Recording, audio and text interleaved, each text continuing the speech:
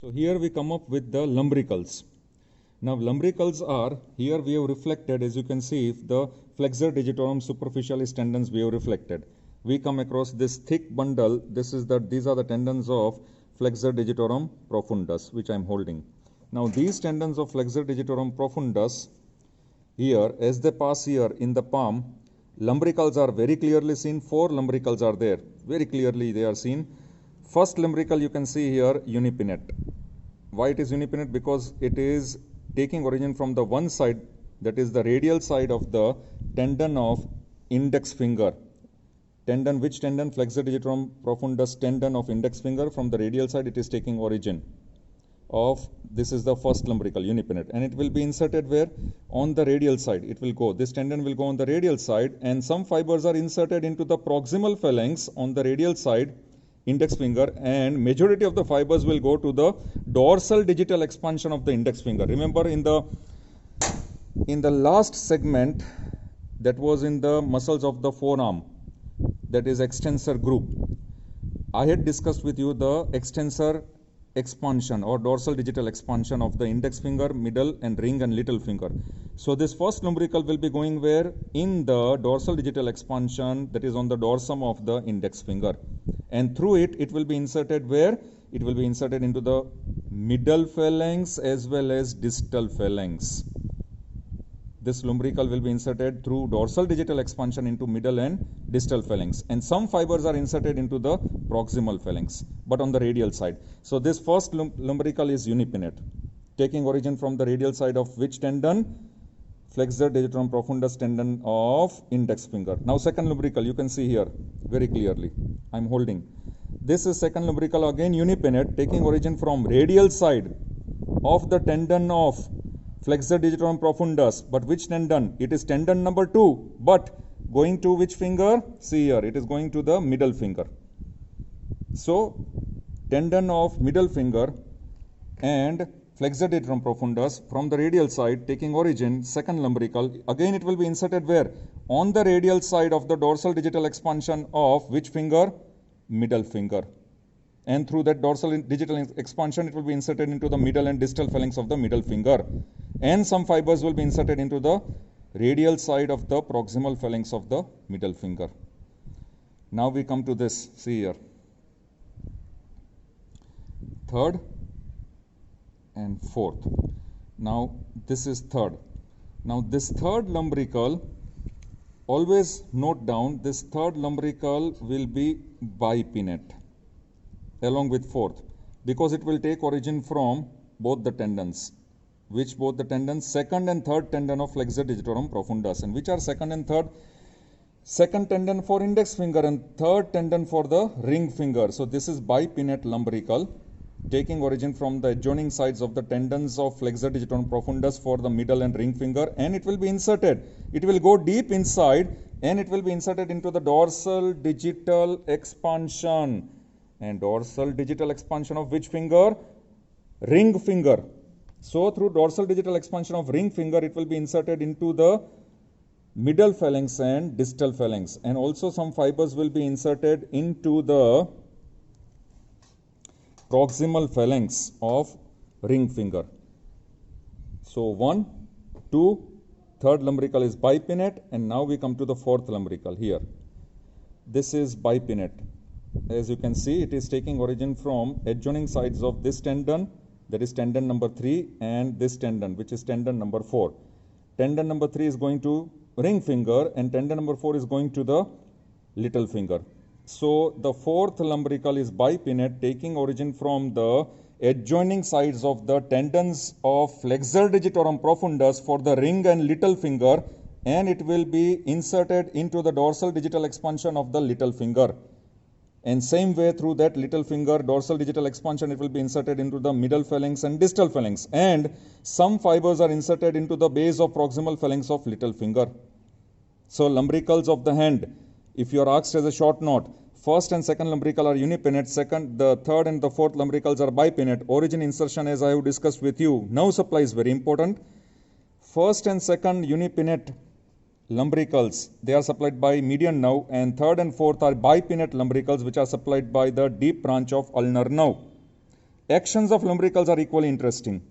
Actions of lumbricals will be, number one, it will help in flexion of metacarpophalangeal joint and extension of interphalangeal joint. If I do with my hand, see here, flexion of metacarpophalangeal joints of which digits? Index, middle, ring and little fingers. So metacarpophalangeal joints of index, middle, ring and little finger flexion and extension of phalanges of index, middle, ring and little finger. So if you put your hand in this way, flexion of metacarpophalangeal joints and extension of interphalangeal joints of all the four fingers. So now the introceae, palmar introceae and dorsal introceae. Four palmar introceae are there. The palmar introceae four are unipinnate.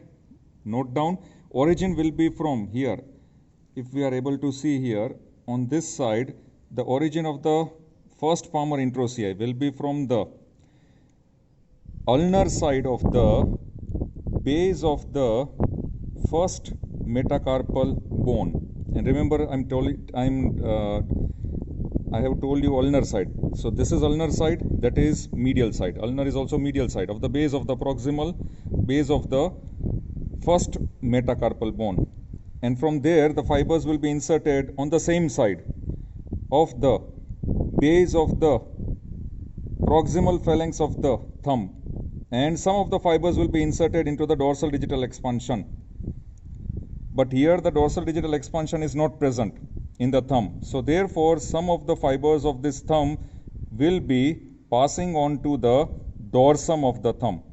So therefore, this is the first palmar introceae muscle, first palmar introceae, taking origin from the ulnar side and insertion into the ulnar side, that is unipinnate. Now second, this is the second palmar introceae. This will take origin from the, once again, it is taking origin from the ulnar side of the base of the second metacarpal bone, and it will be inserted into the base of the proximal phalanx of the index finger, on which side? Ulnar side. And therefore, some fibers of this will also be inserted into the dorsal digital expansion of the index finger, just as lumbricals which I have discussed with you. So first and second, on which side? Ulnar side. First from the first, second from the second, and on the same side insertion, ulnar side. Remember it like that. That is unipinnate. Now we come to third and fourth palmar. Now this is third, which I am holding. Again unipinnate. Taking origin from the radial side, that is the lateral side of the base of the fourth metacarpal bone. And it will be inserted into the radial side of the proximal phalanx of the base of the proximal phalanx, radial side of the ring finger. Then we come across to this one, which I am holding. Now this is the fourth palmar introceae, again unipinnate, taking origin from the radial side of the base of the fifth metacarpal bone, and it is inserted again into the radial side of the proximal phalanx, base of proximal phalanx, radial side to the little finger. So therefore, third and fourth will be from radial side, note down. But they will be from which metacarpal bone? Metacarpal bone number 4 and 5. An insertion on the same side, radial side. So first, second, third, fourth. And these palmar introceae, first is related to the first, second is related to the second digit, third is related to the fourth digit, and fourth is related to the fifth digit. All are unipinnate, and their actions will be adduction. Remember adduction of the digits, and some of the action will be, because they are inserted into dorsal digital expansions of respective fingers, along with lumbricals, their actions will be flexion of metacarpophalangeal joint and extension of interphalangeal joints, as I had demonstrated in earlier segment, like this. Main action of palmar introceae here, the main action will be adduction. This is called adduction. So adduction, this is called adduction. Now if I do only adduction of fingers, adduction. Adduction. So this is called adduction, coming towards the median plane. So therefore, if I just show you here in the hand, palm of the hand, first, second, third, fourth. This will serve as a median axis. adduction of the fingers by palmar introsei. Now we come to dorsal introsei. So now we come across to dorsal introsei. Now it is bed introsei are bipinnate. See this huge dorsal introsei. See how strong it is. It is bipinnate. Taking origin from the adjacent sides of the metacarpals, palmar surface of, once again I'll tell you, palmar surface of metacarpals of first and second. So palmar surfaces of first and second metacarpal, it is taking origin from bipinnate, or all the dorsal introsei are bipinnate. First dorsal introsei taking origin from the palmar surfaces of the first and second metacarpal, and it is inserted here. This tendon will go on which side? On the radial side of the index finger. Here it is going on radial side of index finger, and here it will be inserted into the base of proximal phalanx of the index finger. Which side? Once again radial side, and some fibers will be given to the extensor expansion or dorsal digital expansion of the index finger. Then we come to the second dorsal introsei. Here also, huge one. This will take origin from adjacent sides of the palmar surfaces of the adjacent sides of the second and third metacarpal bone. And insertion will be, now here it will be inserted into the, see here, radial side of the proximal phalanx of the base of the proximal phalanx of which finger? Middle finger. Which side? Radial side. That is second dorsal introsei. Third dorsal introsei. Here if you see the third, here, this one. This third dorsal introsei will take origin from the palmar surface of the adjoining surfaces of which metacarpals? Third and fourth metacarpal. Bipinnate. And it will be inserted into, it will be inserted into the ulnar side. Now, ulnar side of the base of the proximal phalanx of middle finger, and also to the dorsal digital expansion of middle finger. That is third. Now fourth, if you can see here, the fourth one here will take origin from palmar surfaces of the adjoining sides of fourth and fifth metacarpal bone, again bipinnate, and it will be inserted into ulnar side of the base of the proximal phalanx of the ring finger, and along with that it will be inserted into dorsal digital expansion of ring finger. Now here, please note that dorsal introsei, all are bipinnate, and the first dorsal introsei is taking origin from the first and second metacarpal, inserted into the index finger. Which side? Radial side. Second dorsal introsei is taking origin from the second and third, and it is inserted into the base of the proximal phalanx of the middle finger. Which side? Radial side.